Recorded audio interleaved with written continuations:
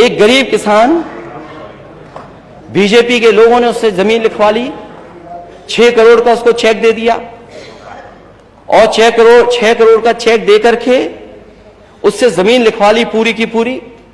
उसके बाद उन्हीं बीजेपी के नेताओं ने कहा कि चेक में कुछ गड़बड़ी है, हमें वापस दे दो।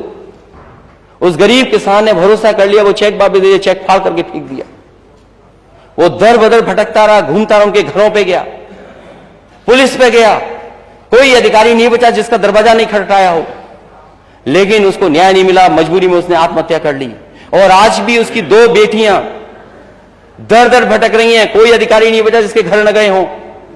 वो जीरो टॉलरेंस बीजेपी के नेता के लिए है। वहीं पर और मसले हुए हैं, और भी घटनाएं हुई, केवल एक नहीं घटना है। हालांकि अध्यक्ष महोदय आपने थोड़ा हस्तक्षेप कर दिया था, नहीं तो व्यापारी की क्या स्थिति हो गई थी। आपसे बेहतर कोई नहीं समझता बात को। आप भी उस परिवार से मिले, मैं भी मिला हूं परिवार से। क्या यही सरकार का जीरो टॉलरेंस है? जीरो टॉलरेंस पॉलिसी क्या है आपकी? ये जीरो टॉलरेंस क्राइम बीजेपी के लिए जीरो टॉलरेंस है। बीजेपी कार्यकर्ताओं को खुली छूट है, जो चाहे सो कर ले। ये जीरो टॉलरेंस है आपकी।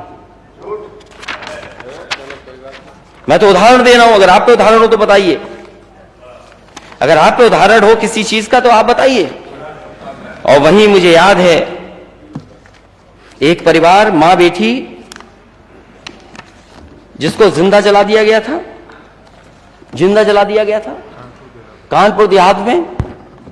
उस समय जो डिप्टी सीएम की बातचीत थी उस परिवार से जो बातचीत थी मुझे अभी भी याद है। वो डिप्टी सीएम ने कहा कि नहीं, मैं आपके परिवार का हूं, आप बिल्कुल फिक्र मत करना, मैं उन सबको सजा दिलाऊंगा, कोई बच नहीं पाएगा, किसी को मैं छोड़ूंगा नहीं, मैं उनको 302 में जेल भिजवाऊंगा। क्या यही जीरो टॉलरेंस है आपकी? आज भी वो परिवार घूम रहा है, बेटा एक अधिकारी, दूसरा अधिकारी, तीसरा अधिकारी किया जा रहा है। और जीरो टॉलरेंस बीजेपी का नेता है, कार्यकर्ता, इसलिए कोई जीरो टॉलरेंस नहीं है। वहीं सपा के विधायक को झूठा फंसा दिया और केवल वोट के लिए मोहम्मद आजम खान साहब को जेल भेज दिया, उनके परिवार के लोगों को जेल भेज दिया, केवल वोट के लिए। और ये बड़े बड़े प्रोजेक्ट जो बन रहे हैं, अगर कैबिनेट के फैसलों पर उंगली उठेगी, कैबिनेट के फैसले पर अगर ये इस तरह की बातें होंगी, तो नेता सदन ने भी बहुत कुछ किए होंगे काम, उन पे भी आंच आएगी, उंगली उन पे भी उठेगी।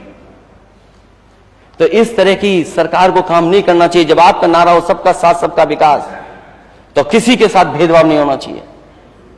और मैं यही कहता हुआ बात अपनी समाप्त करूंगा अध्यक्ष महोदय, कि अनुपूरक बजट जो लाया गया है, जब मुख्य बजट का ही कोई डायरेक्शन नहीं है, जब मुख्य बजट ही किसी रास्ते पे नहीं जा रहा है, और जो मुख्य बजट ही विजनलेस है, डायरेक्शनलेस है, और ये सरकार हार्टलेस है। और ये बात मैं अध्यक्ष महोदय कह करके खत्म कर रहा हूं अपनी बात।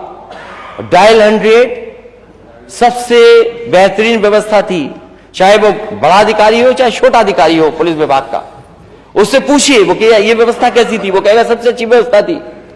लेकिन उस व्यवस्था को चलाने के लिए समाजवादी सरकार में फैसला लिया था कि कोई अगर पहला कॉल रिसीव करेगा वो लड़की होगी, महिला होगी। इस सरकार ने उस महिलाओं की नौकरी छीन ली जिन्होंने इतने वर्षों काम किया और लाखों लोगों का दुख दर्द सुना हो।